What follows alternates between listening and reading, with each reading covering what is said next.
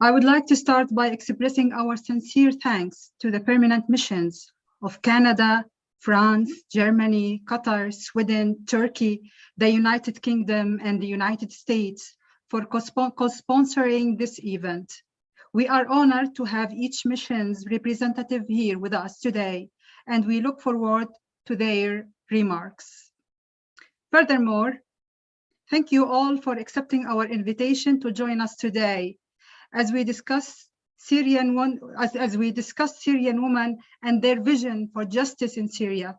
My name is Ghinwa Shumari, and I am a member of the General Secretariat of the Syrian Women Political Movement, as well as a campaigner and a human rights defender working with several organizations. Today, I have a pleasure to moderate this session on behalf of the Syrian Women Political Movement. As we gather to discuss a just future for Syria, I would be remiss not to address the harrowing events taking place in Ukraine. The reports of bombing, displacement, and the injustice mirror much of what have seen and experienced as Syrian over the past 11 years. Last week, when demonstrators relied against the war in Ukraine across many cities, some of them met with other demonstrations celebrating the 11th anniversary of the Syrian revolution. In those moments, when protests from both sides carried flags together, chanted against war and just injustice, and called for the support of the international community, a state of transitional human solidarity truly manifested. I share this today because at the end, what's the point from all of this meeting if we cannot convey to you, the decision makers, the voice of the public? Ladies and gentlemen, today we will try to do that by presenting the voice of Syrian women in more than 12 areas inside Syria and neighborhood countries through periodic meetings conducted by internal consultation program in the Syrian Women's Political Movement. Our team met with more than 250 Syrian women, and based on their discussions, come up with a series of recommendations for the best path towards justice and transitional justice. Before giving the floor to my colleagues from the Syrian Women Political Movement to present their statements on this very important subject, allow me to introduce our housekeeping information for today's session. I would like to draw your attention that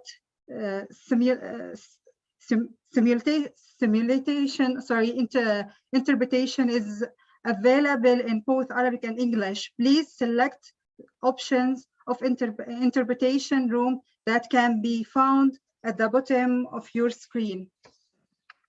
I also want to remind the speakers to unmute their mics during their statements. I ask you to take into account the speed of the speaker's deliverance. And now allow me to present my colleague Ruwaida Kanaan, a journalist, a member of the National Consultation Team of the Syrian Women's Political Movement, which produced the latest policy paper, Justice from a Feminist Lens. Dear Ruwaida, the floor is yours. شكرا غنى. مرحبا جميعا سيداتي سادتي، شكرا لكم على وجودكم معنا للاستماع لنا نحن السوريات اللواتي عانينا وما زلنا من العدالة بكافة أشكالها.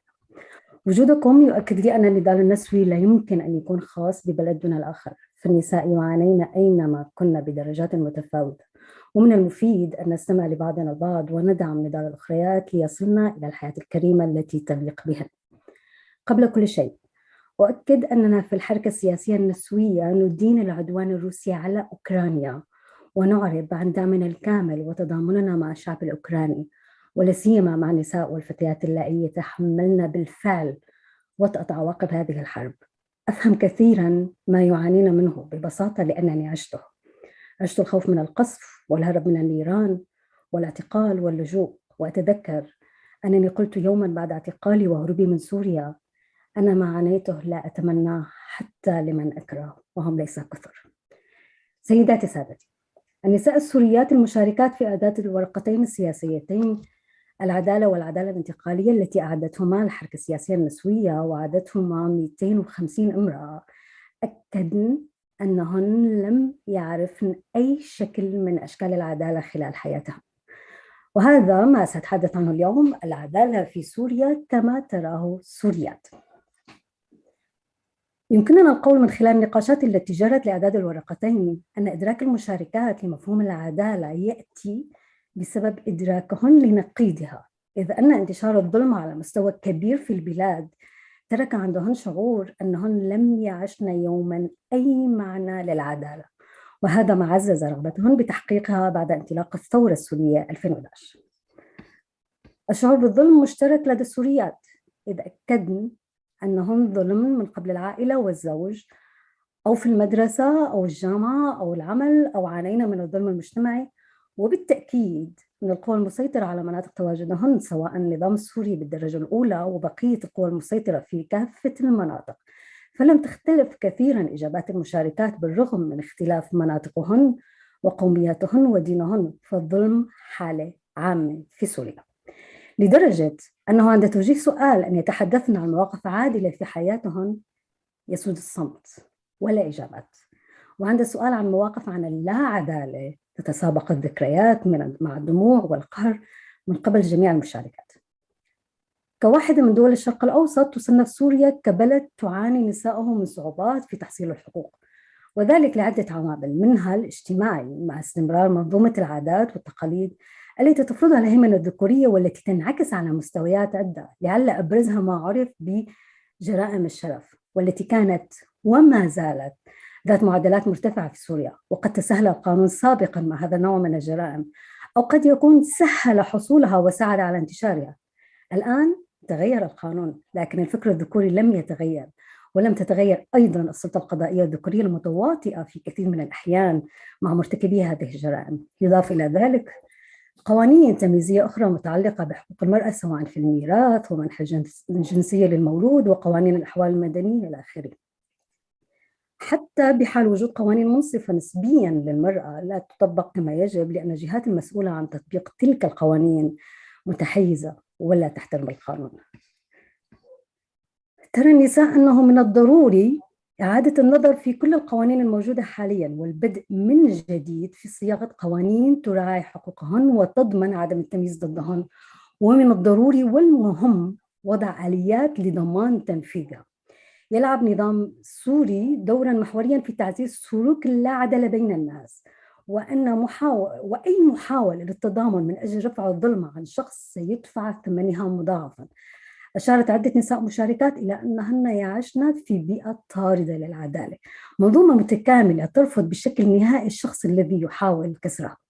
لذلك أجمعت النساء المشاركات على أن العدالة غير قابلة للتحقيق في سوريا دون تحقيق الانتقال السياسي وبناء دولة القانون والمواطنة المتساوية. وتدرك النساء السوريات أن تحقيق الانتقال السياسي لا يحقق العدالة مباشرة، وأنه ليس أي انتقال سياسي سيوصلهن إلى مبتغاهن، واتفقن أنه في حال تحققت الديمقراطية ستتحقق العدالة على أرض الواقع. ترى المشاركات أن تداول السلطة حق، وأنه من غير العادل أصلا بقاء عائلة واحدة لمدة 51 سنة في السلطة. مفردة الخبز كانت متداولة بين المشاركات في جلسات الحوار وعلى مختلف المستويات، فمن يصنع الخبز برأيهن يصنع السياسة، ومن يتحكم بالخبز يتحكم بالاقتصاد. لذلك عبرنا عن سوء الوضع الاقتصادي السوري بالإشارة إلى فقدان أبسط مقومات الحياة بما فيها الخبز. تحدثت العديد من النساء أثناء النقاشات عن الخبز القاسي الناشف، عن طابور الخبز الطويل، عن ندرة وجوده في الأفران، حتى أن العديدات منهن عرفنا العدالة الاقتصادية على أنها عدالة الخبز. واعتبرت بعض المشاركات أن التجويع هو أحد منهجيات النظام، لأن انشغال الناس بتأمين أساسيات الحياة سيشغلهن عن المطالبة ببقية الحقوق، وربطن بشكل مباشر بين الحقوق السياسية والوضع الاقتصادي، لأن الديمقراطية لابد أن تأتي بسلطة تحقق مطالب الشعب السوري. فيما يتعلق بالعدالة الانتقالية، اعتبرت المشاركات في جلسات الحوار أن كشف الحقائق هو أول وأهم الخطوات في المرحلة الجديدة لسوريا، وأن الكشف عن مصير المفقودين والمعتقلين والمفقودات والمعتقلات في سجون النظام السوري وقوى الأمر الواقع الأخرى هو أهم تلك الحقائق التي يجب كشفها. تجمع المشاركات على أن مسار العدالة الانتقالية في سوريا سيكون مفرغا من معناه إذا لم يتضمن محاسبة حقيقية للمتورطين في الانتهاكات من مختلف الأطراف. المشاورات أسفرت عن مجموعة من التوصيات ينبغي بصانعي السياسات والقرارات أخذها في الاعتبار عند صياغة السياسات ذات الصلة بسوريا، وهي: لا يمكن تحقيق العدالة في سوريا دون انتقال سياسي وانتقال للسلطة وتثبيت حكم القانون والمواطنة المتساوية. يعد تنفيذ قرار مجلس الأمن رقم 2254 خطوة أساسية نحو تحقيق العدالة كما تتصوره النساء السوريات. ضمان مشاركة النساء الفعالة في عملية الانتقال السياسي ومسار العدالة الانتقالية المستقبلية. مراجعة وتعديل وإعداد مسودة القوانين السورية التي تحمي وتشرك احتياجات الفئات المهمشة مثل النساء والأطفال. العمل على وضع وتأسيس قانون انتخابي جديد، لأنه حين نمارس الديمقراطية الحقيقية وننتخب رئيساً تتشكل حكومة وتعاد هيكلة المؤسسات، وبعد أن نضع دستوراً جديداً للبلاد ننتقل للمحاكمة. أيضاً من التوصيات دعم أصحاب الادعاء الشخصي لرفع دعاوى قضائية خارج سوريا ضد المتورطين في الانتهاكات والجرائم في البلدان التي تتيح فيها القوانين ذلك. أيضاً تصعيد الإجراءات ضد النظام وقوى الأمر الواقع الأخرى من أجل إيقاف الانتهاكات الممارسة ضد السوريين والسوريات في المناطق المختلفة. زيادة الضغط على النظام وقوى الأمر الواقع من أجل الكشف عن مصير المفقودين والمعتقلين والمعتقلات. العمل على استعادة ثقة السوريين والسوريات المفقودة بالمجتمع الدولي والدول الصديقة للشعب السوري من خلال التعامل الشفاف والجاد مع الملف السوري. أنا شخصياً اختبرت أشكال مختلفة من الظلم، وحين رفعت صوتي وقاومت الظلم تعرضت للاعتقال 3 مرات، تعرضت خلالها لأشكال مختلفة من الانتهاكات فقط لأنني طلبت بالعدالة ولأنني امرأة. وكنت سعيدة بالحكم الصادر عن محكمة كوبلنز ضد أحد ضباط النظام السوري، وحقق لي كمدعية شيء من العدالة، لكن ليس هذا ما أتمناه فقط. ما أتمناه وسأبقى أطالب به تحقيق العدالة لجميع النساء السوريات والنساء بالعالم على كافة المستويات السياسية والاقتصادية والاجتماعية. شكرا لكم لحسن استماعكم، وشكرا لمشاركتكم في تحقيق مطالبنا بالعدالة. شكرا. Thank you, Ruwaida. Thank you for your insightful summary on justice and transitional justice from the perspective of Syrian women, from the policy papers of the Syrian women political movement. And for sure, as you mentioned, achieving justice is impossible in the absence of the implementation of Resolution 2254. Now allow me to give the floor to Jumana Saif. Jumana is a lawyer, a human rights activist, and a founding member of the Syrian women political movement. She is currently a legal advisor at the European Center for Constitutional and Human Rights in Berlin. Jumana, the floor is yours. شكرا جزيلا غنوة. شكرا لحضوركم جميعا واهتمامكم. السيدات والسادة، في مقابلة أجريتها منذ مدة مع الناجية من التعذيب والعنف الجنسي في معتقلات الأسد، قالت لي: أن تسمعي عن الاعتقال شيء وأن تعيشيه واقعيا شيء مختلف. الواقع أسوأ بكثير. قبل الاعتقال كانت لدي خطط أخرى، فجأة انقطع خيط حياتي الطبيعي وخرجت موصومة بالعار، ورحلوني إلى بيئة غريبة عني وفرضت علي حياة مختلفة. أتظاهر أحيانا أنني بخير، لكن الألم لا يتناقص أبدا. انتهى الاقتباس. لعل هذه الشهادة تختزل بعض من معاناة الكثير من النساء السوريات بعد 2011 بعد تعرضهم لجرائم الاعتقال والتعذيب والتهجير القسري والعنف الجنسي الذي استخدمه نظام الأسد ضد النساء والفتيات كأداة لبث الرعب والإذلال، حيث عمل على استخدام أجسادهن كسلاح حرب ووسيلة انتقام. ومن واجب التذكير هنا أنه وإلى اليوم ما تزال آلاف النساء السوريات قابعات في سجون النظام ومراكز اعتقاله، ويعشن ظروفاً لا إنسانية. العديدات منهن مجهولات المصير، وهناك عشرات آلاف الناجيات اللواتي تركن لمصيرهن في مواجهة رفض المجتمع وعنفه، دون أن يجدن أي فرصة للتعافي أو الاستشفاء أو الوصول إلى أي شكل من أشكال العدالة والإنصاف. ولأننا نؤمن نحن كنساء سوريات بأن العدالة هي شرط أساسي لتحقيق السلام المستدام، وبأنه لا يمكن لهذا الشرط أن يتحقق ما لم يتم ضمان محاكمة كبار مرتكبي جرائم الحرب والجرائم ضد الإنسانية في سوريا، وخصوصاً جرائم العنف الجنسي والجرائم ضد النساء التي يصعب الإفصاح عنها في مجتمعات أبوية محافظة كالمجتمع السوري. نحاول نحن النساء وبكل ما لدينا من إمكانيات أن نساهم في جهود المساءلة ضمن الفرص المتاحة، وأن نعمل على دعم الناجيات من أجل إعلاء أصواتهن وتمهيد الطريق لهن للوصول إلى العدالة.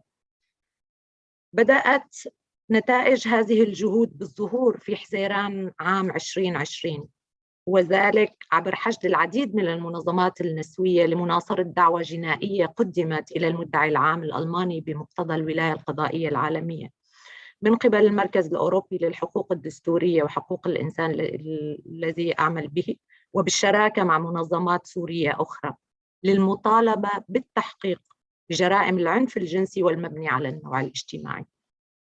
وفي محاكمة كوبلينز التي ذكرتها زميلتي رويدة والتي شاركت بها، وهي بالمناسبة المحاكمة الأولى بالعالم ضد جرائم القتل والتعذيب في معتقلات نظام الأسد، والتي عملت عليها كواحدة من فريق المركز الأوروبي للحقوق الدستورية وحقوق الإنسان ECCHR. في هذه المحاكمة وافقت المحكمة على إضافة جرائم العنف الجنسي والمبني على النوع الاجتماعي كجريمة ضد الإنسانية، وذلك بعد تقديم عشرات الأدلة على هذه الانتهاكات الجسيمة بحق المعتقلات والمعتقلين. حصلنا في الحكم على الاعتراف بهذه الجرائم كجريمة ضد الإنسانية ارتكبت إلى جانب الجرائم الأخرى بشكل ممنهج وواسع النطاق كجزء من سياسة الدولة لقمع المدنيين. وهنا لابد من التأكيد بأن هذا الاعتراف ما كان يمكن أن يتم لولا شجاعة الناجيات والناجين وإصرار على المشاركة وتقديم الشهادات على الرغم من المخاطر الكثيرة التي تحيق بهم، والمتمثلة في انتقام النظام منهم ومن ذويهم من جهة، وفي إعادة عيشهم للحكاية المؤلمة عبر إعادة سردها واسترداد مشاعر الصدمة والألم من جهة أخرى. كذلك ما كان يمكن لهذا الاعتراف أن يكون لولا جهود منظمات المجتمع المدني والمنظمات النسوية ودعم المنظمات الأوروبية.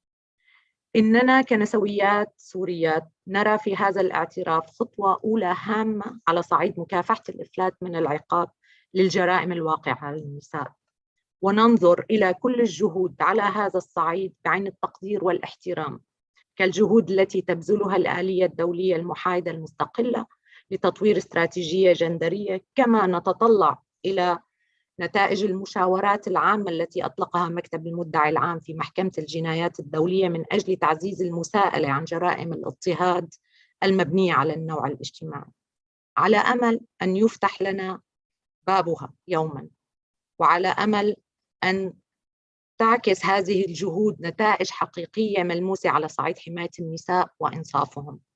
وللوقوف على حقيقة وضع النساء في سوريا اليوم لابد من التأكيد وبكل حزن بأن ما تعرضنا ويتعرضنا له باستمرار لا يقتصر على الجرائم التي ذكرتها آنفاً، وإنما تعيش النساء في سوريا وعلى مدار 11 عاماً متواصلة كل أنواع الانتهاكات المجرمة دولياً، من القتل والإخفاء القسري والتهجير والقصف بما فيها استخدام السلاح الكيماوي المحرم دولياً، كما أنهن لم يسلمن من عنف قوى الأمر الواقع المختلفة. وللأسف كما تعرفون فإن المحاولات المتكررة لإحالة هذه الجرائم لمحكمة الجنايات الدولية لم تفلح بسبب رضوخ المجتمع الدولي للفيتو الروسي. ونحن اليوم كما ذكرت زميلاتي نتألم أشد الألم لما يحصل للشعب الأوكراني وما تعانيه النساء والأطفال هناك من تكرار المشاهد، القصف، الدمار، التهجير الذي عانينا منه سابقا، ونأمل أن ينتهي كل هذا فورا، وأن تتم محاسبة المسؤولين عن هذه الجرائم الجسيمة بحق الإنسانية في كلا البلدين سوريا وأوكرانيا. السيدات والسادة، لم أجد أبلغ من أن أورد لكم مقتطفات من البيان الختامي الذي قدمته إحدى المدعيات الشجاعات أمام المحكمة الإقليمية العليا في كوبلنز لأختم به، وهي ناجية من الاعتقال والتعذيب، حيث قالت لهيئة المحكمة: لقد أعادت لي هذه المحاكمة إيماني بأن العدالة ليست وهماً وإنما ضرورة ويمكن أن تتحقق. وختمت بيانها بالقول: ناضلنا ولا نزال نناضل كسوريات وسوريون من أجل تحرير بلادنا من نظام غير إنساني ولتحقيق العدالة واسترجاع كرامتنا، ونحن نستحق ذلك. العدالة، الكرامة، الحرية هي حقوق لكل البشر، وما يجري هنا اليوم ليس ولا يجب أن يكون حدثاً استثنائياً أو مكرما من أحد، بل هو واجب إنساني وقانوني ودولي على كل شخص وكل سلطة قضائية وكل دولة. وهنا بأكد على توصيات التي ذكرتها زميلتي رويدة سابقاً، يعني دون داعي لتكرارها. شكراً لحسن إصغائكم. Thank you, Jumana, for highlighting the conditions of the prison survivors and for all the work that you have implemented in order to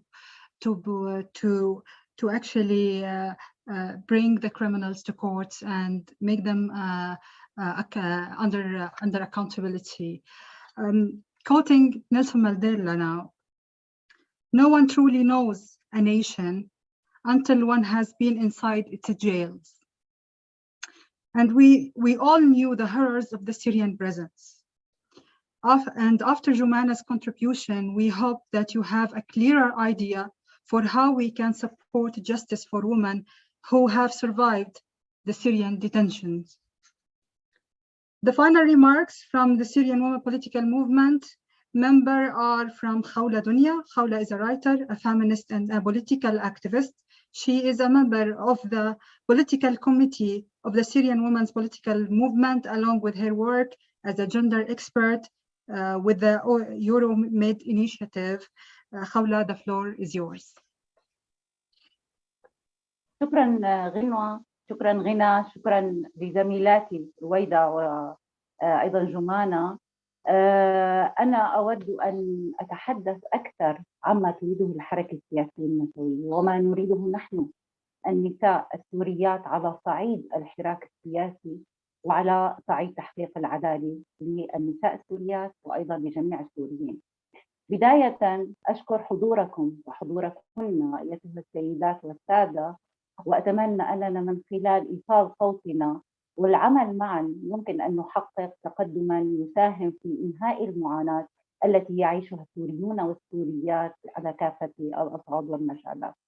لقد أكدت الحركة السياسية النسوية وما تزال من خلال رؤيتها ومبادئها على مجموعة من المطالب التي تعتبرها أساسية لإنهاء هذه المعاناة، ومنها أولاً إن ضمان وحدة سوريا أرضاً وشعباً هو بتحقق انتقال سياسي وفق حل شامل عبر التطبيق الكامل للقرار الصادر عن مجلس الأمن 2254 عام 2015، وأيضاً القرارات الأممية ذات الصلة، وعلى رأسها قرار مجلس الأمن 2118 لعام 2013 وبيان جنيف عام 2012، وبمشاركة والتمثيل حقيقي للشعب السوري، وهذا ما يستلزم مشاركة واسعة للنساء السوريات بنسبة لا تقل عن 30% وصولا إلى المناصفة في كافة أجزاء العملية السياسية والهيئات واللجان والأجسام والمؤسسات المشاركة فيها والمنبثقة عنها في المرحلة الانتقالية وفي سوريا المستقبل، وعلى كافة المستويات وبالأخص مراكز صنع القرار. أيضا إن أي انتخابات تكتسب شرعيتها من خلال تأمين إمكانية مشاركة كافة السوريات والسوريين أينما تواجدوا، وإن أول عملية انتخابية قادمة يجب أن تكون جزءاً من الانتقال السياسي وفق القرارات الأممية ذات الصلة وبمراقبة دولية، واستناداً إلى الدستور الجديد الذي سيكتبه ويقرره الشعب السوري.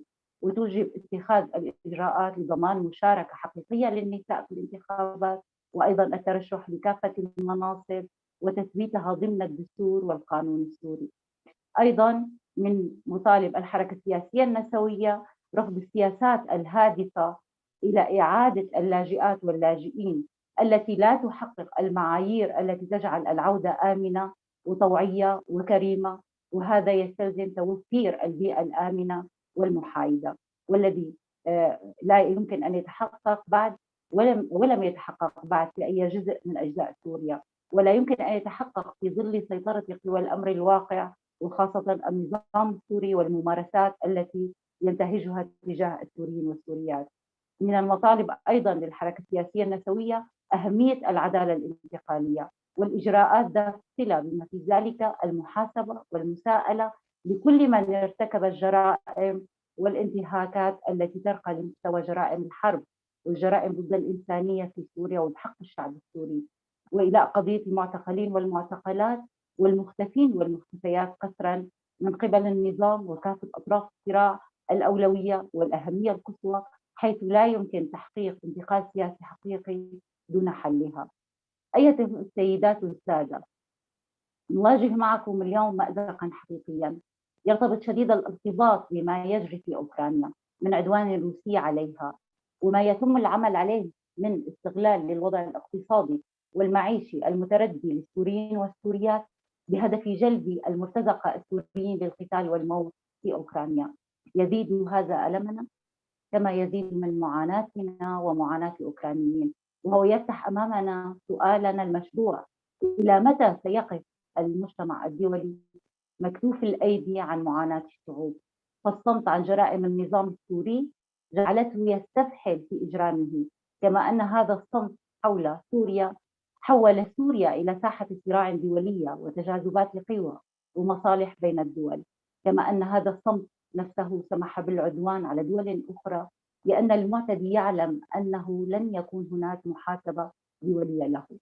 نعم، نحن السوريات نشعر اليوم بشراكتنا مع الأوكرانيات كما ذكرت زميلاتي، عشنا قبلهن التنمر والتمييز وتبرير ما يتم بحقنا وتمريره باسم المصالح الضيقة، كما أننا في الحركة السياسية النسوية السورية ندرك تمام الإدراك أن الأولوية لم تعد سوريا اليوم، تم تركها ترزح تحت نير الاستبداد والديكتاتورية وقوى الأمر الواقع التي أحكمت سيطرتها على مناطقها واتبعت نفس النهج الذي يتبعه النظام حاليا من استبداد وتسلط، مما حول حياة المدنيات والمدنيين في جميع المناطق في سوريا إلى جحيم تزيد شدته مع تزايد الفاقة والعوز والجوع بعد أن تم إحكام قدرة العقوبات الاقتصادية على سوريا.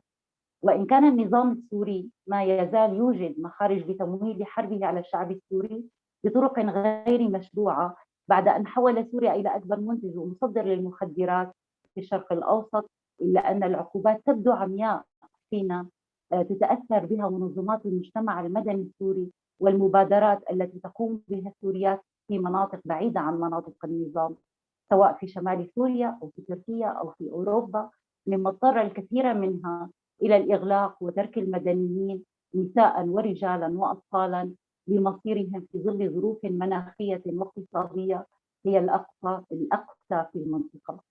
أيتها السيدات والسادة، منذ فترة حتى اليوم تتصاعد لهجة التطبيع مع النظام السوري، وها هو الأسد بدأ يستشعر الارتياح ويقوم بزيارات دولية للمرة الأولى منذ قيام الثورة السورية. إننا في الحركة السياسية النسوية ندرك أن نقاش أي حل قادم خاص بسوريا ستشوبه مساومات دولية، وستكون أوكرانيا كذلك مرة أخرى جزءا منه، ولكن مع هذا يملأنا الأمل أن يكون هناك حل سياسي عادل للسوريين والسوريات وفقا للقرارات الدولية وبمشاركة واسعة من النساء السوريات المكافحات والمناضلات. لهذا نتوجه إليكم اليوم للمساهمة في تسريع هذا الحل.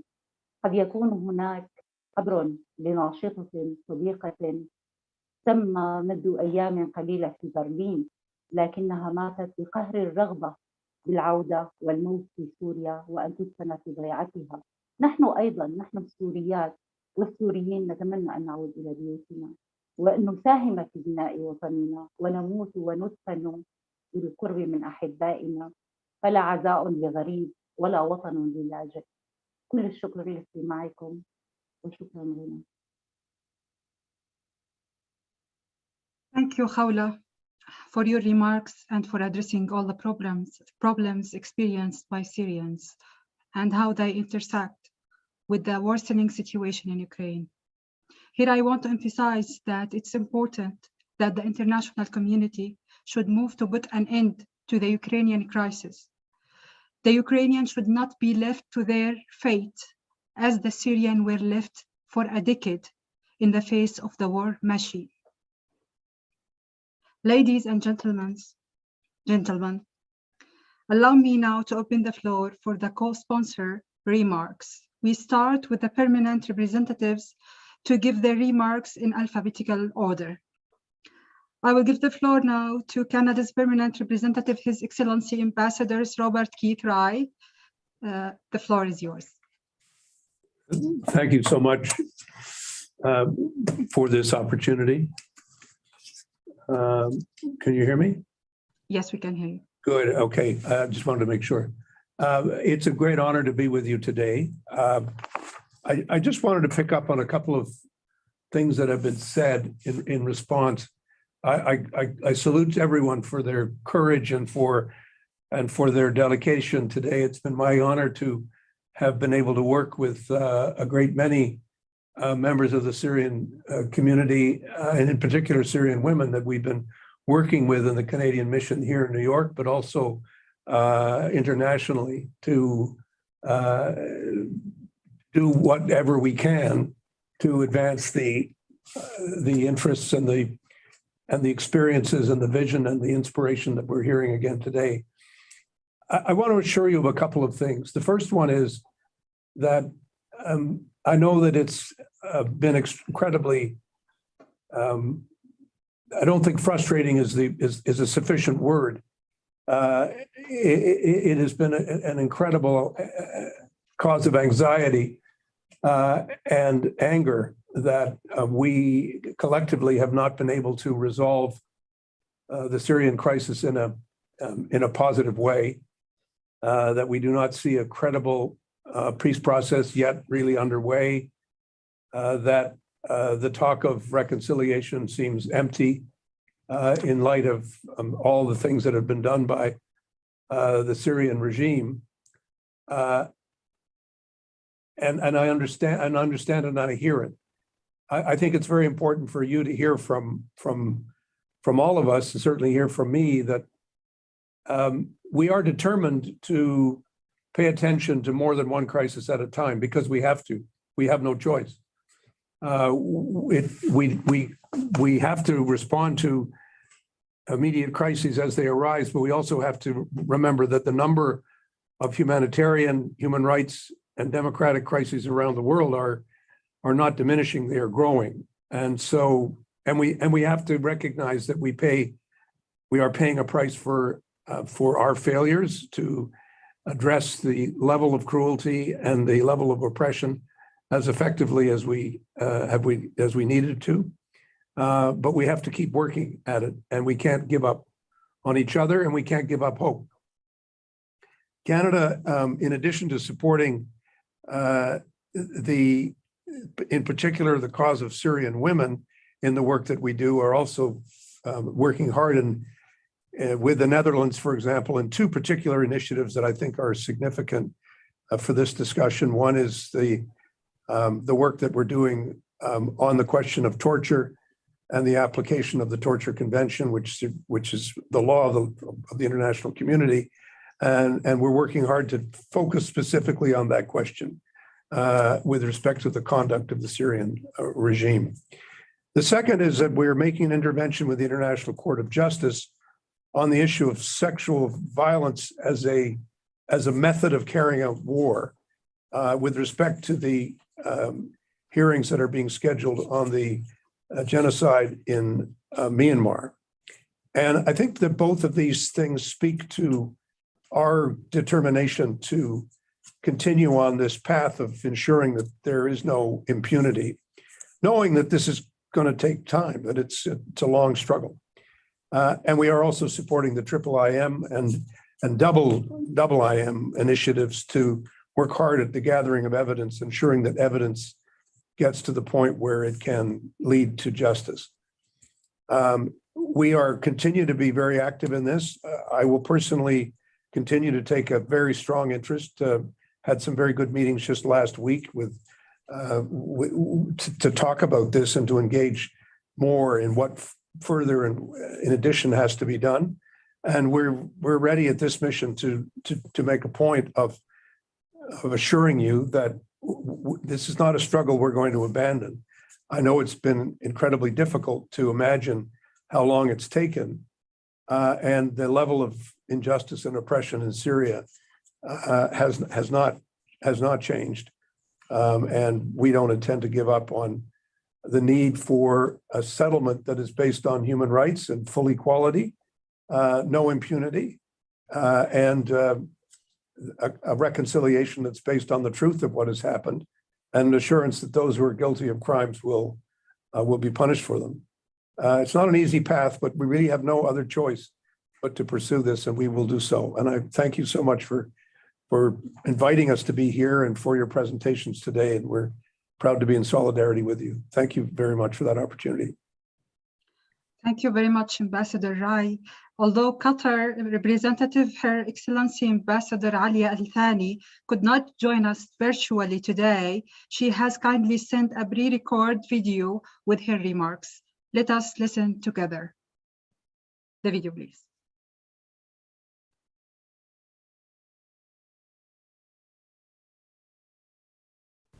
I'm very pleased to be part of this conversation with the Syrian women's political movement, addressing justice from a feminist lens, which the state of Qatar is honored to co-sponsor.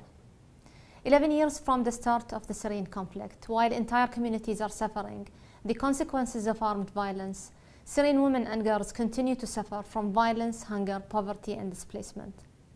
The state of Qatar believes that only a negotiated political solution in line with Security Council Resolution 2254, taking into account the legitimate aspirations of the Syrian people, will end the suffering of the Syrian people. We also advocate the importance of women's group participation in all peace negotiations, transition processes, national reconciliation, and eventual implementation of a final agreement. Women's leadership and participation are critical for sustainable solutions. The Syrian victims need their rights to be guaranteed. Qatar is committed to ensuring that effective gender-sensitive approaches to justice are in place to respond to violence committed against women. Allow me also to highlight that Qatar is one of the largest donors to humanitarian efforts in Syria and its neighboring countries. To conclude, let me assure you that Syria is high on Qatar's agenda, and we will continue together with international partners to work towards peace in Syria. And I thank you. We thank Ambassador Al Thani, and now we'll give the floor to Sweden's permanent representative, Her Excellency Ambassador Anna Karin Instor. The floor is yours. Gina, thank you so much, and let me start by thanking you and the panelists and all other brave and courageous Syrian women. Sweden has been supporting Syrian women for a long time, and not least when it comes to your role in a peace process. Can I also, before I start, say that I agree very much with what my Canadian colleague Bob just said about our ability, a must that we need to be able to engage in more than one conflict at a time. As much as we condemn what is happening in Ukraine and the Russian aggression and stand with the Ukrainian people, the Swedish support to Ukraine does not come to at any expense of our engagement to other conflicts and crises around the world, and that goes also for Syria. So thank you so much for inviting us, and we are a proud co-host of this seminar. And as you know, probably know, Sweden pursues feminist governance and a feminist foreign policy. And this means that we systematically apply a feminist approach to all our work, in everything from budget to analysis, decision. And ultimately, that means that everyone, no matter of the gender, has equal power to shape their own societies and lives. And unfortunately, we know, and even more when we have listened to you, that Syria is nowhere close to this. I very much welcome the recommendations that you and your colleagues have put forward, and let me just make a few very quick reflections from a Swedish experience. I mean, first, women's full, equal and meaningful participation in all decision making, be it political justice or security discussions, is both a matter of rights, but also of effectiveness. Women must have equal power to shape societies around them. In addition, if processes are not inclusive, we cannot expect any sustainability nor legitimate results. And of course, as these conversations clearly lay out, to promote meaningful participation, we must also promote meaningful protection mechanisms. And secondly, moving towards a gender-aware justice requires space and support for civil society, especially women's rights and feminist organizations. They know the specific context and play a key role in monitoring and reporting on rights abuses and holding us as member states to account. Sweden particularly focuses on core funding to civil society. As we know, this is one of the most important mechanisms for supporting independence and flexibility. And lastly, on political will and resources, Sweden continues to push for a strong gender and human rights perspective in all UN mechanisms, such as the IIIM. In the Swedish Syria crisis strategy, the empowerment of Syrian women is at the core. And last year, we increased our contribution by more than 30% for next year. So this is another sign that we are not leaving Syria the contrary. So thank you so much, and I look forward to continuing listening to a very frank and open discussion. Thank you very much. Thank you very much, Ambassador Annie Storm. I will give the floor now to Turkey's permanent representative, His Excellency Ambassador Feridun Hadi Sanirli. The floor is yours. Thank you, Madam Al-Shumari. It's my honor to be here with you today representing your neighbor Turkey. It is heartening to hear from courageous Syrian women in today's panel. At the outset, let me begin by stating unequivocally that justice cannot be possible without the full and equal participation of women. And without justice, there can be no lasting peace. We all know the gravity of the situation in Syria. Year after year, Syrians have continued to suffer from gross violations and abuses at the hands of the Assad regime. Enduring unspeakable pain and deprivation, Syrians have lost not only their freedom, but their lives, their homes, and their dignity. Yet I am inspired by the people of Syria who have not given up on their struggle for justice and respect for their fundamental rights. The war crimes that were committed by the Syrian regime and its backers cannot and should not go unpunished. We must take decisive action to end impunity. Despite the failure of the UN Security Council, Syrian people's call for justice and accountability has not fallen on deaf ears. As the sole universally representative organ of the United Nations, the General Assembly created the IIIM. IIIM has a vital role in ensuring that impunity does not take root in a post-conflict Syria. We welcome the impressive progress of IIIM's operations across all aspects of its mandate, despite many challenges, and we thank you, the women of Syria, for your invaluable contributions to this crucial endeavor. In this instance, civil society actors are the most critical agents for documenting the most serious crimes committed by the regime and terrorist organizations. We commend their bravery. Undoubtedly, ongoing national proceedings are also important. Landmark rulings of the Koblenz Court constitute important advances in the right direction. However, the road ahead to justice for atrocities committed in Syria will be both long and arduous. We will need to be steadfast in our commitment to ensure comprehensive and impartial accountability for years to come.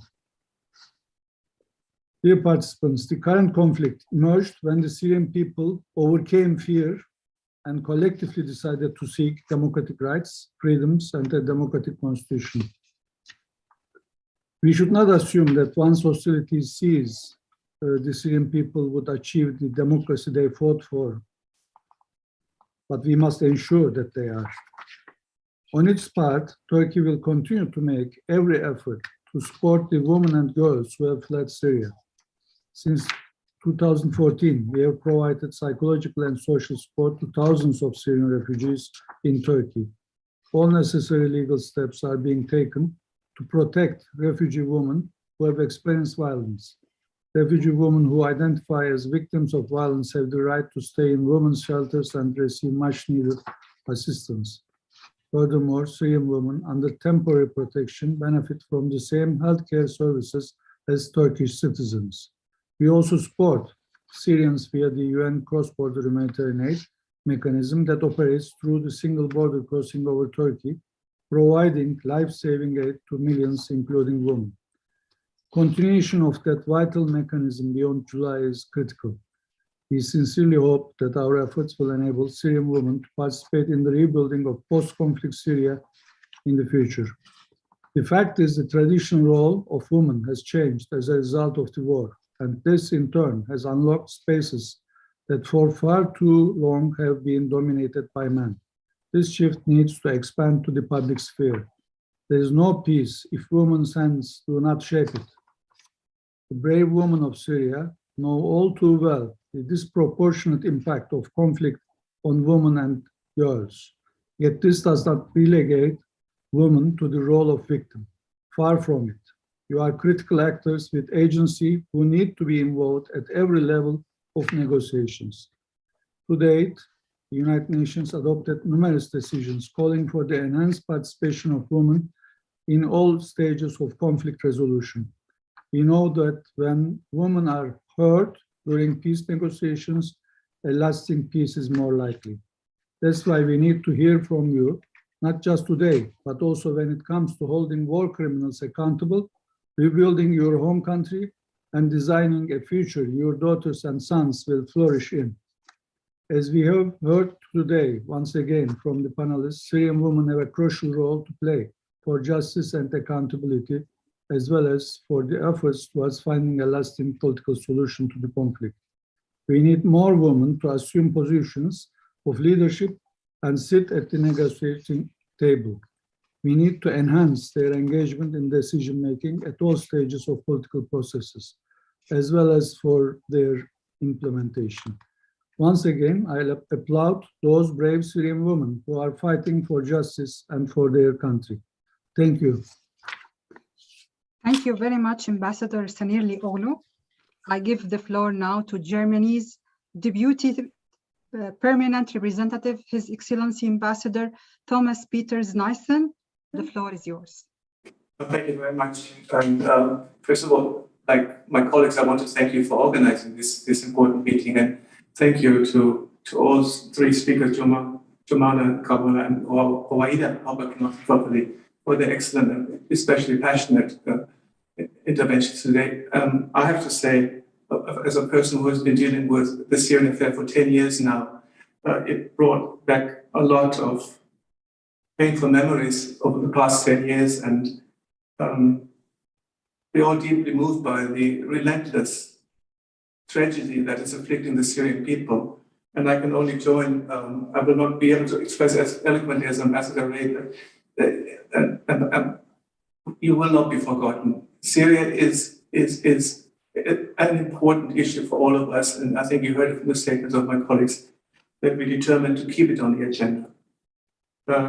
I can also fully agree with Jumana when you see the pictures that we see now on a daily basis from Kharkiv and Mariupol and other Ukrainian cities, how can we not remember what we've seen a couple of years ago in Homs, in Aleppo, in Eastern Ghouta, in Yarmouk, and many other places in Syria. It's the same brutality, it's the same aggression, it's the same tactics. And I hope, Sporting Ambassador, that we have learned from our lessons from the past and that we act now appropriately. And we hear your words. A few comments on what you said. I think I want to join what others said, that we are determined that the Assad regime will not get away with their crimes. And now I speak a bit from the German experience of addressing our own demons of a tortured and horrible history. I think if we do not address the core that is haunting our society, which is justice, accountability, human rights, respect for human rights, if we don't address this, we don't have a future. And this is why we firmly believe that we have to fully implement the UN Security Resolution 2254 in all its aspects. And truth, justice, and accountability we also owe to the victims of this war, and we also owe them to all those who are still, tens of thousands who are still missing, unaccounted, imprisoned, or disappeared. What can we do? I think all my colleagues mentioned it already. I think, first of all, we have to continue our collective fight against impunity. And we have to support the efforts of the Commission of Inquiry, the International Impartial Independent Mechanism, the Organization for the Prohibition of Chemical Weapons, and many other organizations that are collecting evidence and that are documenting the atrocities and the serious violations of international law in Syria. The second one, which I think for Germany is very important, we as Germany, we will continue to apply universal jurisdiction. And we will prosecute the most serious crimes committed in Syria on our territory, as has been the case in January in Koblenz, where a former member of the Syrian intelligence agency was convicted for his crimes. To move ahead, I want to go back to my own experience with Syrians. I'm deeply grateful listening to your voices because it reminds me of many, many days and nights I spent with Syrian friends in Berlin. And I remember all those long discussions and the anguish and pain of Syrian friends, but also and even more so their determination and courage. And I always think about the women amongst them because I felt in the Syrian community in Berlin, the women were always those who were keeping the families together in exile, that were relating to the relatives back home, and they were really the backbone of the revolution. And that is why I think we must work together. And contrary to Sweden, we have only very recently adopted a feminist foreign policy, it's only a few months ago. But I think it is a point of departure. And we really want you to be our partners, the Syrian women, in improving our own approach to the crisis. And we want to be a partner on protecting women's rights, in particular with regard to physical and sexual violence and abuse, and improve our accountability efforts. And they should be more gender sensitive, and I hope we can engage in discussion with you to do better. The second one applies to the whole spectrum of our interventions, humanitarian aid, financing, healthcare, education. I think we need you as partners to make sure that Syrian women and girls really have the full access to the needs they deserve. And in order to get there, we need you. And the last one, we must put you, the Syrian women, at the center of the UN facilitated political process. Resolution 2254 calls very clearly for the meaningful participation of women. And without the full, equal, and meaningful participation of women, we will not get to a peaceful resolution of the conflict in Syria. And again, I can only extend my hand to you and I hope we can work together in the future. Thank you. Thank you very much, Ambassador Nyssen, for all the thoughts and remarks that you have shared with us. I give the floor now to the United Kingdom's Ambassador, His Excellency Tom Wardroff. The floor is yours. Gina, thank you very much. I hope you can hear me. And I wanted to start actually by just apologising on behalf of the UK's permanent representative, Dame Barbara Woodward, who I know had very much hoped to join the session, this conversation this afternoon, but unfortunately is unable to because, of course, she is busy both in the UN Security Council and the UN General Assembly, engaged in discussions about the Russian aggression in Ukraine. And I think that also sort of points to the point that both my kind of colleagues from Canada and Sweden were making earlier on. And I really wish to endorse that by saying that there has, of course, been a huge focus on the Russian aggression in Ukraine here in New York in recent weeks, and I suspect there will be a huge focus on it going forward. But in no way should that focus diminish or reduce the international community's focus on the many other conflicts that are still ongoing in many parts of the world, and particularly the daily brutality that the people still inside Syria are facing, and the injustice and the frustrations and the challenges that the many people outside of Syria who wish to return home face as well. And I think, you know, we will, it's an awful thing to say, but we will see echoes of that repeating over the weeks ahead in Ukraine, of course, as well. So I think this is an incredibly timely conversation, actually, because it illustrates many of the issues which I fear we will have to respond to and deal with in the future in the Ukraine context. So I'd like to thank you for convening it. I'd like to say the UK is really very honoured to be part of this conversation. And of course, like everybody else on this call, we have and we will continue to push for the full meaningful participation. It has to be meaningful participation of Syrian women in all levels of the peace process, including in the UN facilitated political process, because I think I would agree with others who've said that it's only that UN-led political process in line with Resolution 2254 that will bring the conflict to a conclusion and bring lasting peace to Syria. And so we welcome, of course, the ongoing Constitutional Committee talks that are taking place in Geneva as we speak. But for any genuine political solution for Syria, it has to include the full and meaningful participation of women at every stage. And so it is essential that we collectively continue to work together to make that ambition a reality and to amplify women's voices throughout the process at all levels so that the needs and challenges of women and girls are fully addressed. And this, as I think my colleague from Germany has just said, this includes encouraging the UN to do even more to include women and all marginalized groups in the political process. And I think the recommendations that the Syrian women's political movement have produced are extremely helpful in identifying where more needs to be done and what more we can do in support. And so I'm very much looking forward to working with you and other colleagues on this call to explore how we can unpack some of those and implement them over the course of the weeks and months ahead.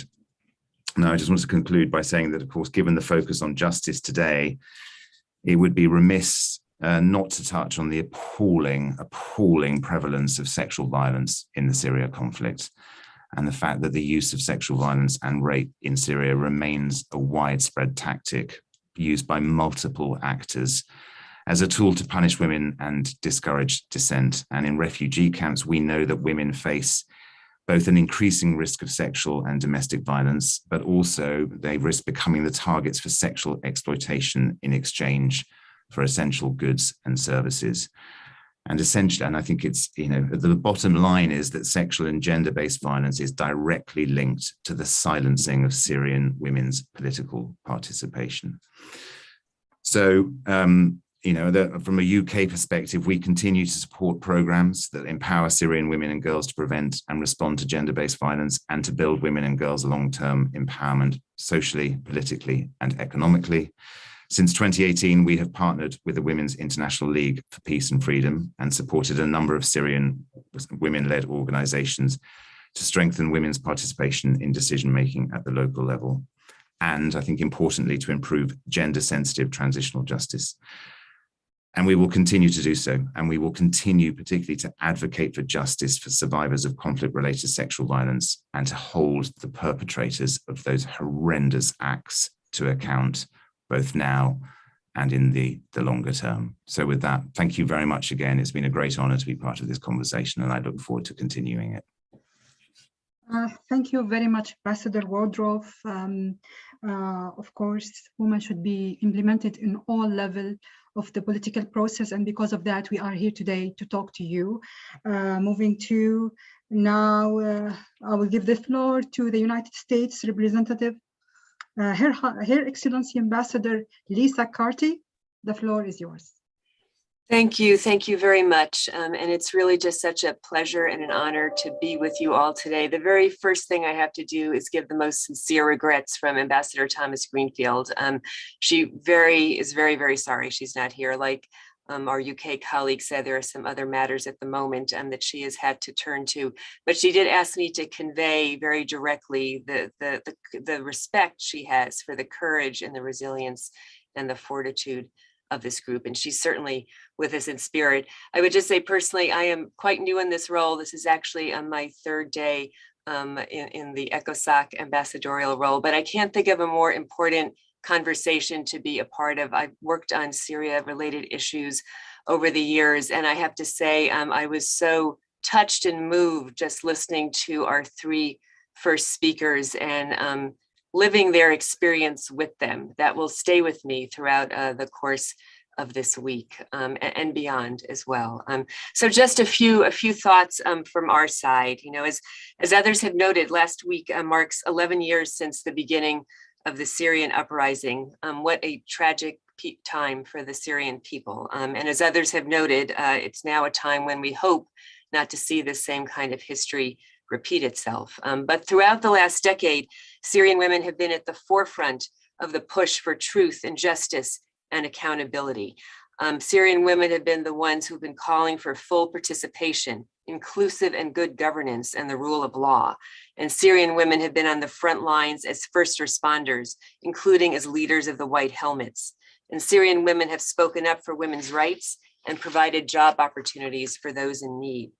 Women must be at the center of any long-term political solution in Syria. Organizations like the Syrian Women's Political Movement are truly leading the way, laying the groundwork for a just and lasting peace. And we've been pleased to see Special Envoy Pedersen's engagement with other civil society leaders, like the Women's Advocacy Board.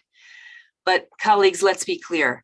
11 years of war have disproportionately affected women and girls, disproportionately and tragically. Women are shouldering the burdens of traditional household duties, social and economic pressures, and displacement. And we continue to hear, as so many of my colleagues have noted, these alarming, horrific reports of gender-based violence, in addition to challenges faced by women-headed households and early and forced marriage. All of these forces are impeding women and girls' access to education and locking them out of opportunities to escape the cycle of poverty. And this is actually a generational crisis, in my view. The challenges facing Syria and facing Syrian women are immense. That's what makes the work of organizations like the Syrian Women's Political Movement so important. The work brings together practitioners and leaders that deliver practical solutions to lift up others. And this work has helped ensure women's voices are heard in the formal political negotiations. The United States is also continuing to step up our efforts to support Syrian women and address the humanitarian needs of millions of people across the region. As many of you know, Ambassador Thomas Greenfield went to the Turkey-Syria border last year as we worked at the Security Council to secure an extension of the resolution that enables life-saving humanitarian aid to flow across the Turkish border. Nearly 1 year later, we will need the Council to unanimously vote again to extend and expand the mandate. There is simply no other way to get food, water, medicine, and vaccines to millions of Syrians in dire need. We are going to need your help and your support in the Security Council to help get that done.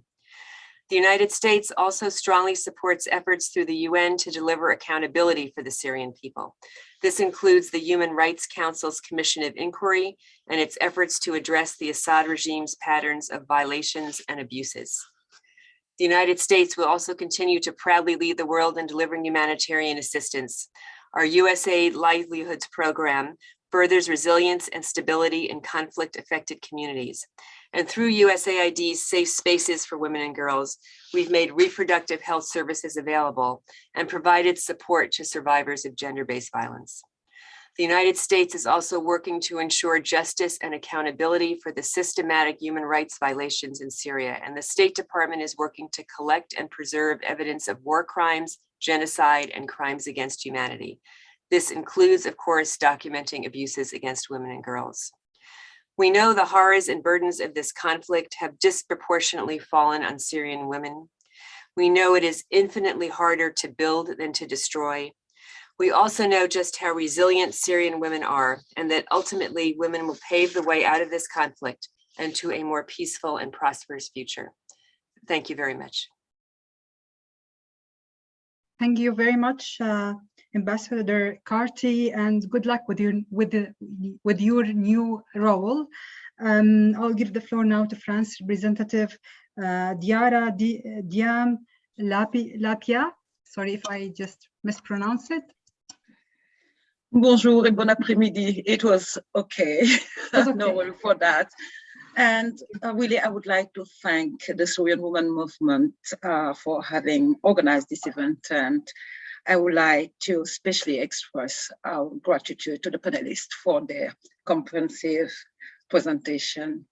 Allow me, please, to convey the sincere regrets and apologize of my ambassador as well, because he wishes and were looking forward to attend this meeting, but has to change his schedule, has UK and US to attend an urgent matter of the Security Council.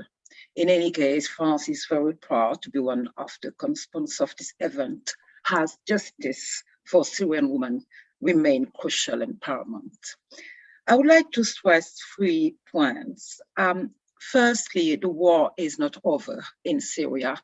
And while we are dealing with a dreadful situation in Ukraine, and as recalled by Ambassador Lisa Carty, last week marked 11 years since the Syrian people courageously and peacefully took the street to demand freedom, political reform, and a government that respects and upholds human rights. The Assad regime met those demands with a brutal assault that continues today against Syrian people.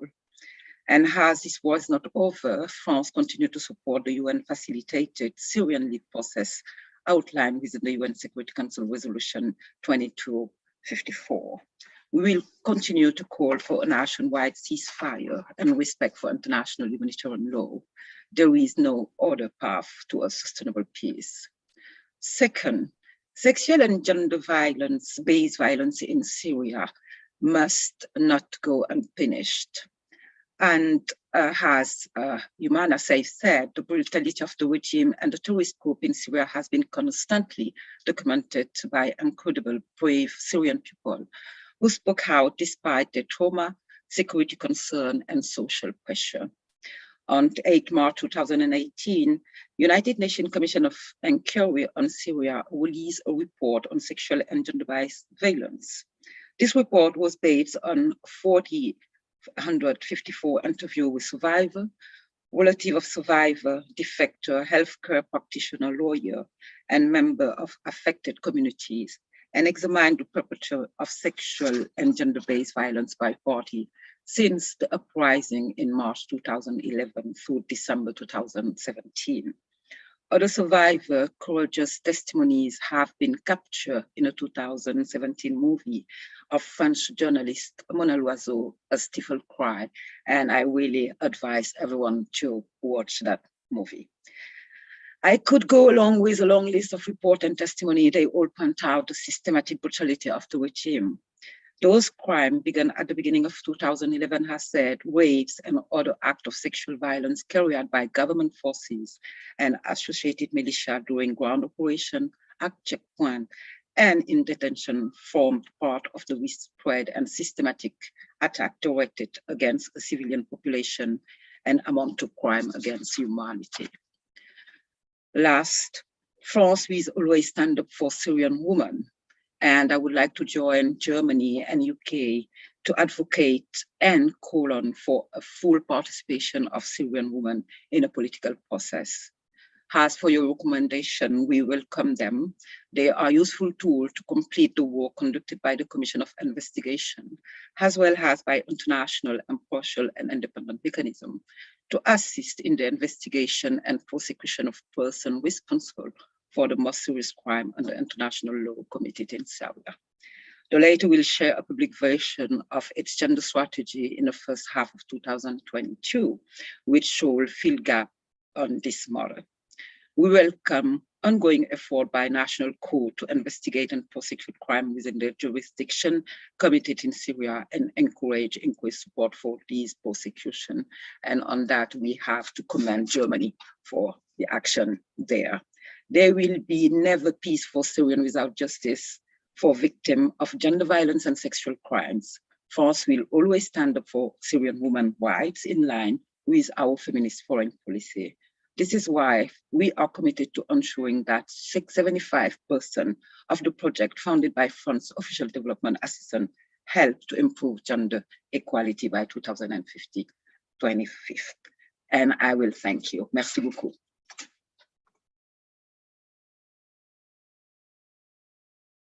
Mike, Rina. Oh, sorry, I just unmute myself. Thank you very much, Ambassador Lapille. And thank you all for your insightful remarks and for the continuous support for the plight of Syrian and the Syrian women. Now I will open the floor for the open session. We will hear from special guests on their perspectives. We will start with Ms. Wafa Mustafa, an activist, a journalist, a survivor from detention. Dear Wafa, the floor is yours. Thank you, Rina. And thanks to everyone.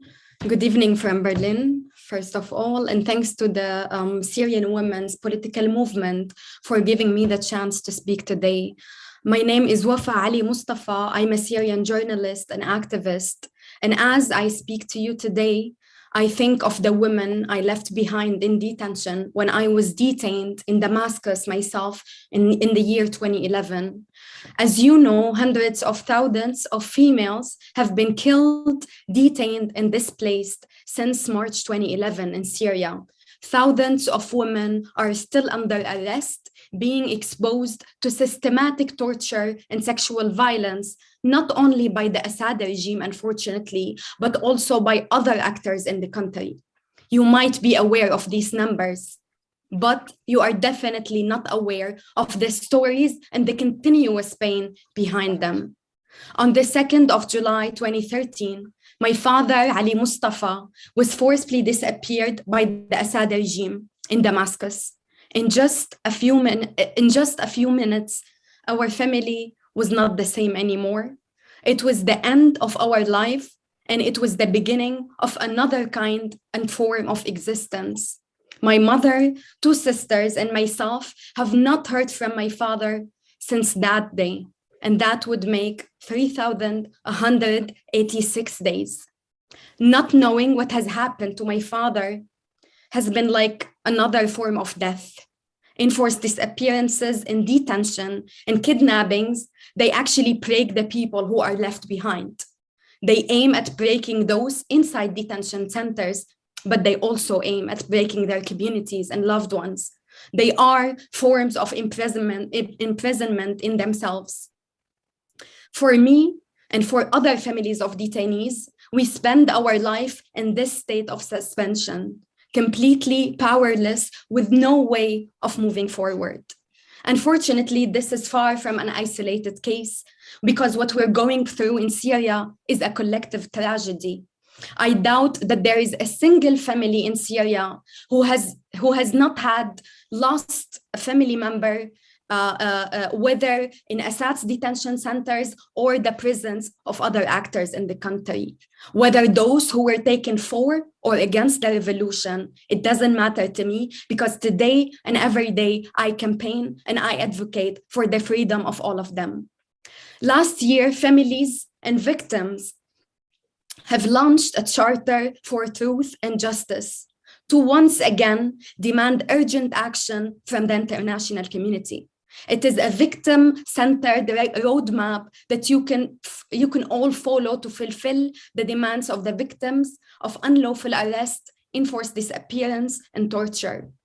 It is obviously important and crucial that we seek accountability for crimes against humanity in Europe But justice for Syria has to begin with the release of all detainees, the end of the ongoing detention, and the prosecution of all war criminals, including Assad himself. Deportation to Assad's torture state and normalization of relationship with his regime must not happen. Since the Russian invasion of Ukraine, we have all been very sad, triggered, and concerned. We have been following the news, watching the images and videos of distraction of unlawful Russian attacks on hospitals, schools, and residential areas in Ukraine. These days are especially harder for us as Syrians because March marks 11 years since the start of the Syrian revolution. Not the war, not the civil war, and not the conflict. The revolution in which we as Syrian women raised our voices, spoke up, and demanded freedom, dignity, justice, and democracy. If someone told me 11 years ago that I would be here today speaking to you about the loss of my country, my life, and my own father, I would have not believed it. I would have said that there is no chance that I can survive this. But here I am, still fighting because giving up is a luxury I cannot afford. I believe in the power of the people, and I know that change is coming no matter what. The international community has turned a blind eye on our suffering. But today, I'm not asking for your sympathy. I'm asking for your actions to protect civilians, defend the human rights, and serve justice. Thank you. Thank you, Dear Wafa, for your testimony and for sharing your story. I feel every time I hear you that I'm hearing you for the first time. I have the same emotion every time. Okay, now we'll move to our next speaker, Hayam Al-Haj Ali. Kindly, the floor is yours.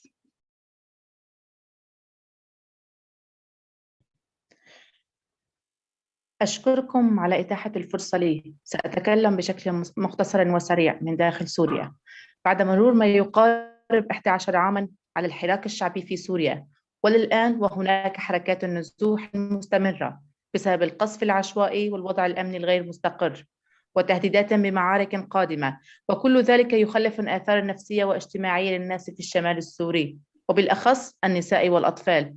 فلا يمر يوماً دون تفجيرات أو حالات اغتيال أو خطف أو اقتتالات داخلية بين فصائل القوى العسكرية.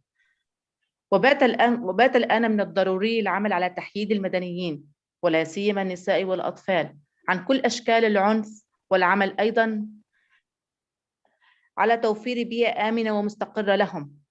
أيضاً ولا يمكننا نسيان وتجاهل أهلنا في المخيمات وما يعيشونه من ظروف صعبة لا إنسانية، ومع الأسف بوجود الكثير من المنظمات التي تعمل ووجود مشاريع تنفذ، لكن لوقتنا الحالي لا يوجد مأوى آمن وكريم لتلك الأسر. يكفي عمليات ترميم وحلول مؤقتة، نريد حلولا جذرية دائمة وخاصة للعوائل التي هجرت قسرا من بطش القوى الحاكمة. فلذا نحن نطالب اليوم بتأمين مجمعات صالحة للسكن لحين عودة المهجرين إلى أراضيهم، وتأمين عودة كل مهجر عودة كريمة آمنة وطبيعية. ونحن كناشطات سوريات نأمل من الله أولا ومن ثم من كل من يستطيع تحقيق العدالة في سوريا العمل على عودة جميع النازحين واللاجئين إلى أوطانهم، والإفراج عن جميع المعتقلين والمعتقلات، ومحاسبة مرتكبي الجرائم الإنسانية من كافة أطراف النزاع، ووضع آليات لحماية المدنيين والمدنيات داخل سوريا وخارجها. أشكركم جميعا على هذه الفرصة للحديث وأعتذر عن الإطالة.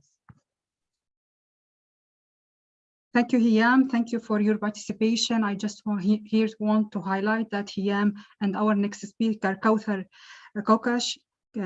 Kashko, are like speaking from inside Syria. So our next speaker is Kauthar. She's a member of the local council in Aleppo inside Syria. Kauthar, the floor is yours.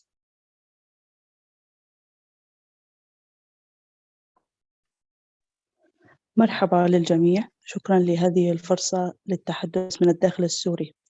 بوصفي فتاة سورية أعيش وأعمل بالشمال السوري المحرر، وبوصفي ناشطة نسوية وإدارية بالمؤسسة الحكومية، مما أتيح لي الاطلاع عن قرب على الوضع العام اقتصادياً، تعليمياً، سياسياً واجتماعياً بشكل عام، وخاصة المرأة. جميعكم يعلم وضع السوري المحرر بكافة المجالات والأصعدة، بما فيه آلية حماية الحقوق الإنسان وخاصة النساء.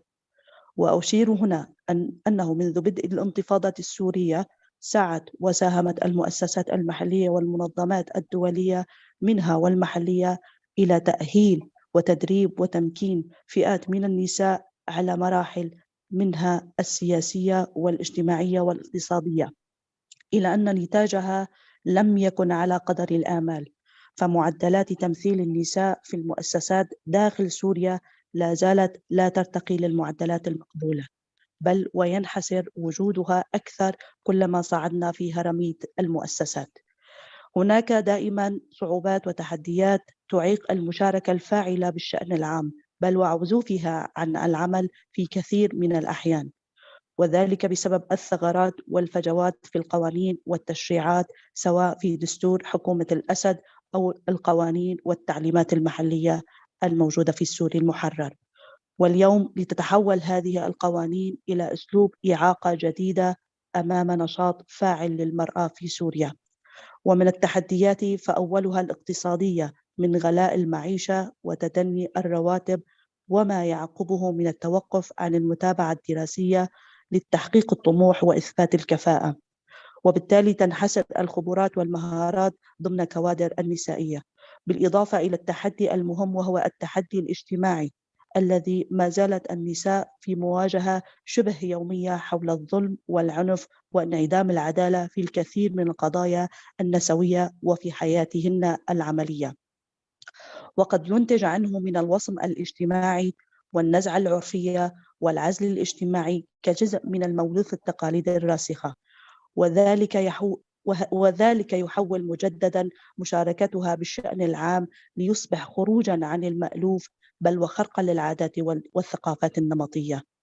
إلى اليوم وبعد 11 سنة وما زالت الحلول والمقترحات الخاصة بالقضايا النسوية في سوريا هي حلول إسعافية، ولربما علينا التأمل أكثر في الوصول إلى حلول أكثر استدامة في القضايا النسوية. نحن نؤكد كناشطات نسويات بالداخل السوري نطمح إلى تحقيق العدالة بشكل حقيقي بكافة المجالات، وإلى تفعيل الآليات السياسية الواقعية، ومنها إنعاش قطاع الاقتصادي لتأمين سبل العيش التي تعتبر حقا أساسيا للإنسان، وأيضا توفير مشاريع متنوعة ودعم الصحة والخدمات الأساسية في الحياة المعيشية، وتأهيل كل القطاعات ومجالات الحياة اليومي، والتركيز على مشاركة المرأة بالشأن العام والمشاركة السياسية، وخلق مساحة آمنة لهن للمشاركة في التدريبات والورشات والجلسات للتنمية والتطوير والتأهيل، ودعم التعليم وخاصة التعليم العالي، وتوفير منح دراسية لكافة الاختصاصات، علما لو في عدد أكبر من النساء بالداخل السوري يصلن للتعليم العالي يصبح في إمكانية أكبر للتفكير والحلول. شكرا لكم ولحسن استماعكم. Thank you, dear Kauthar, for your participation. Ladies and gentlemen, this brings us to the end of our session. I want to thank all the speakers today for their powerful contribution. I want also to repeat our sincere thanks to our co-sponsor and to the ambassadors for their support. Today's event highlights the complexities and the importance of the vision of Syrian women for their country's future. When constructing a political solution in Syria, the perspective of Syrian women play a vital role, as each woman brings to the table a unique and crucial voice that will shape a more complete and just society. Let us all keep working on emancipation for all women and men in Syria and all around the world. It's our legacy that we all should work for, bringing emancipation, freedom, and peace for all humankind. Thank you very much and have a great rest of your evening. Thank you.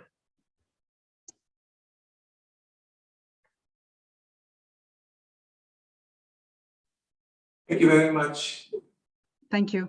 Thank you. Thank you very much. Thank you. شكرا. الفعالية ديما.